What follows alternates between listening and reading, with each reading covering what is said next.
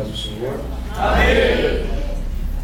Bendito seja o nome do Senhor Jesus, que nos concede mais essa oportunidade de podermos estarmos aqui reunidos para nós glorificarmos ao Senhor nosso Deus. Desde já também parabenizo por mais um ano essa igreja. Com certeza muitos virão enquanto o Senhor Jesus não voltar, de almas ganhas, de milagres, para a honra e glória do Senhor. Eu quero refletir com os irmãos em 1 Samuel capítulo 5. Nós vamos ler o verso 1 e o verso 2. Se for possível dar um pouquinho mais de retorno, por favor.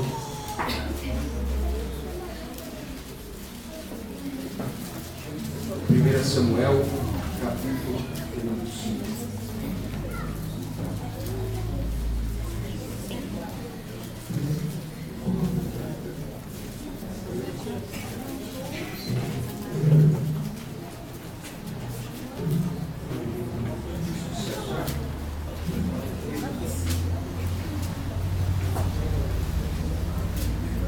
Aleluia.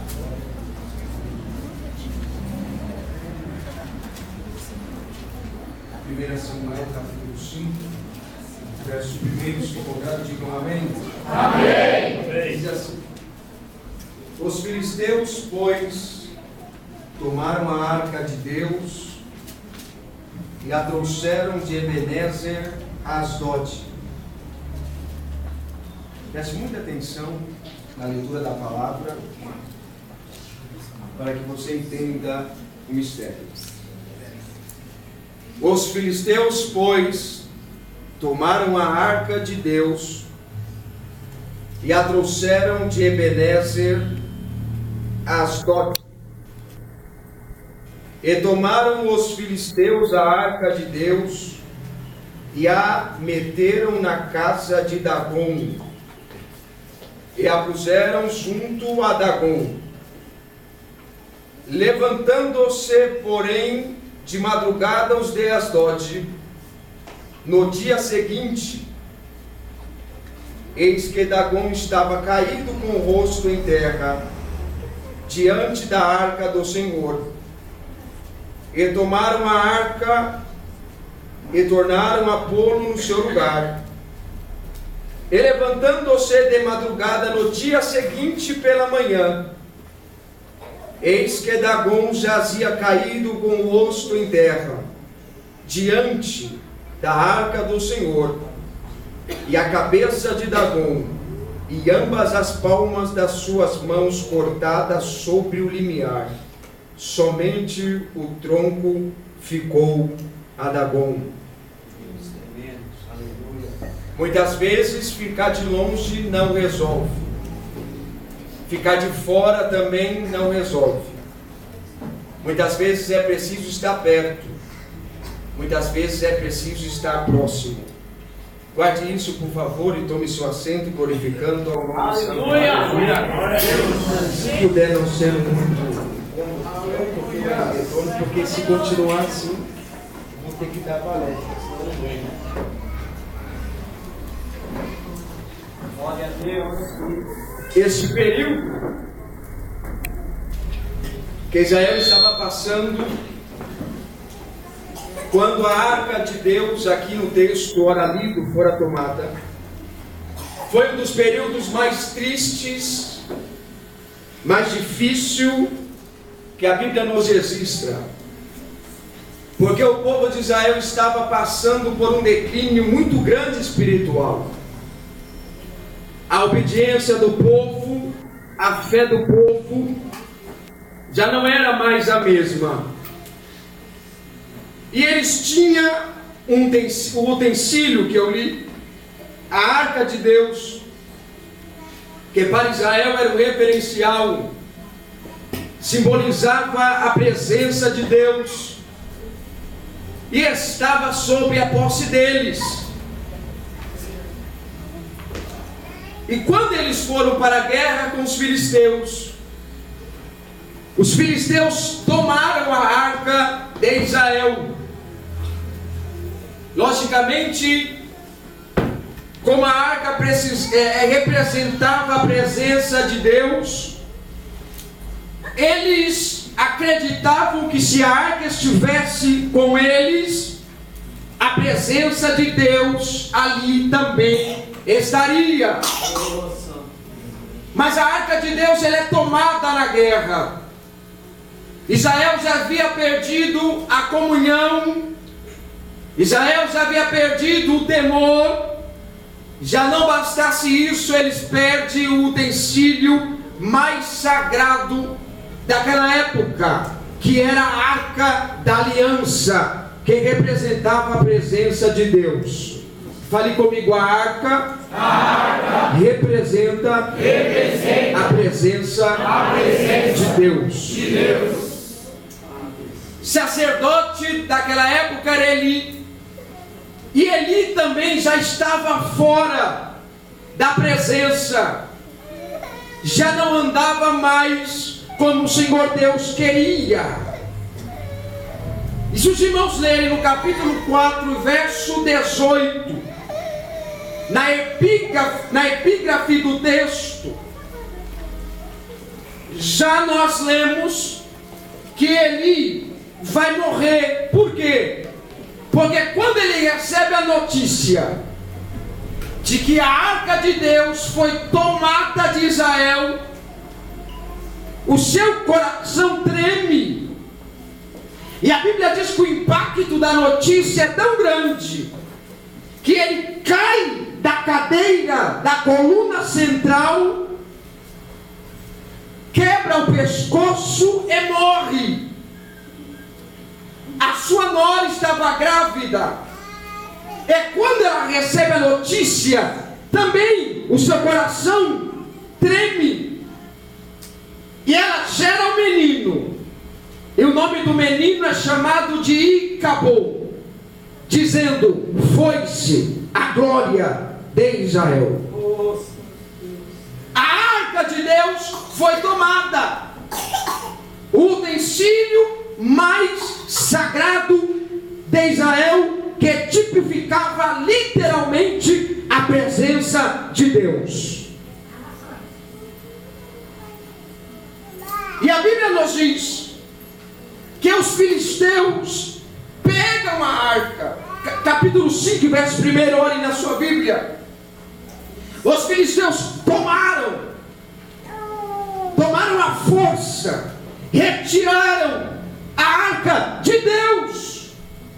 Só que eles tomam ela de Ebenezer e levam até Asdod, que era a sua cidade. E quando eles chegaram lá na sua cidade, eles disseram: precisamos de um lugar para colocar essa arca, porque essa arca não pode ficar ao ar livre. E eles bem sabiam que a arca de Deus era um utensílio sagrado, que representavam para eles, os filisteus, o Deus de Israel.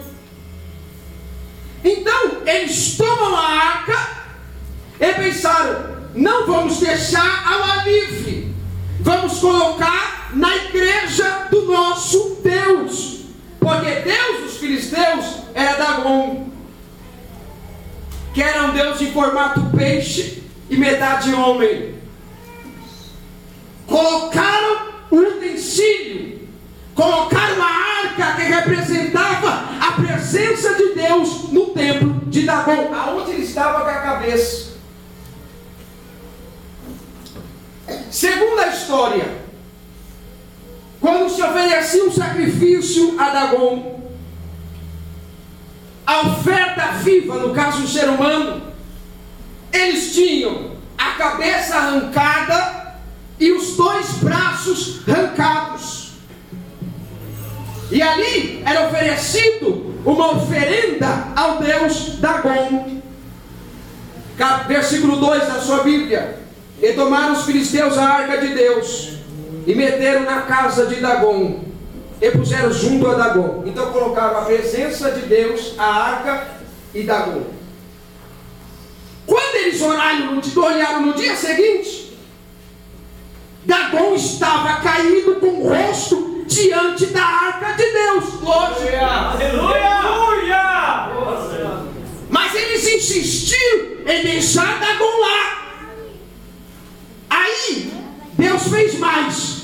Eles não tiraram a arca, então agora eu corto a cabeça e corto o pulso, como eles fazem com os outros. E Deus cortou justamente a cabeça e os 2 punhos do Deus Dagon. Quando eles olharam a cena, eles perceberam que o negócio estava sério, e aí retiraram a arca de Deus.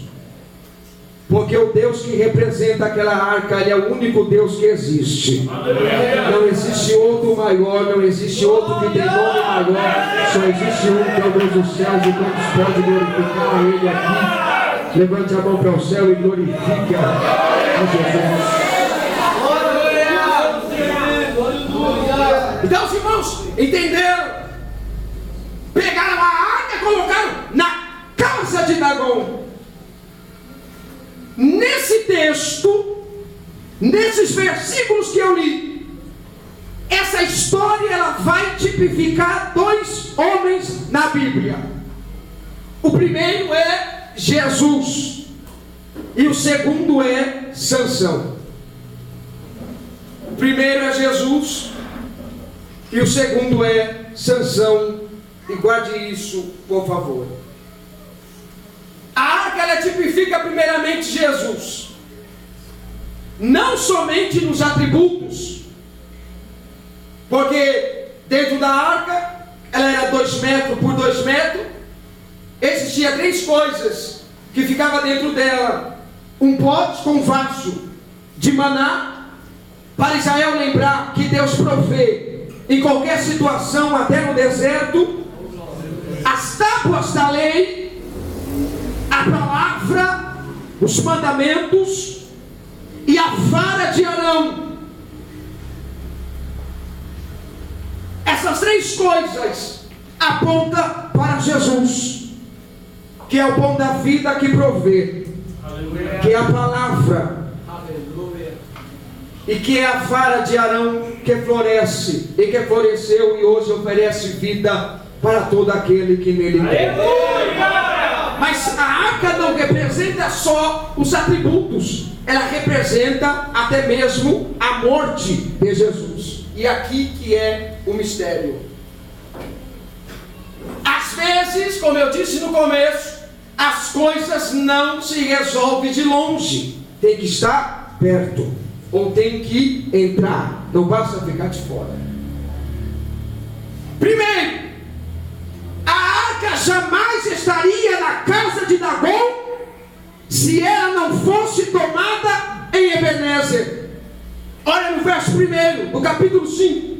Os filisteus, pois, tomaram a arca de Deus de Ebenezer e trouxeram Asdote. A arca jamais estaria na casa de Dagon se não fosse tomada de Ebenezer. Deixa eu lhe dizer uma coisa: por trás de todas as circunstâncias da sua vida, Deus ele está no controle. Israel perdeu a arca, mas Deus estava no controle. Você pode ter algumas perdas na sua vida, não se preocupe, Deus está no controle. Ah, mas eu passei a noite chorando, não se preocupe, Deus está no controle. Deus ele não dá ponto sem nó. Por trás de todas as circunstâncias, Deus ele mantém o controle de todas as circunstâncias. A arca jamais estaria na casa de Dagon se ela não fosse roubada, tomada de Ebenezer. Mas é interessante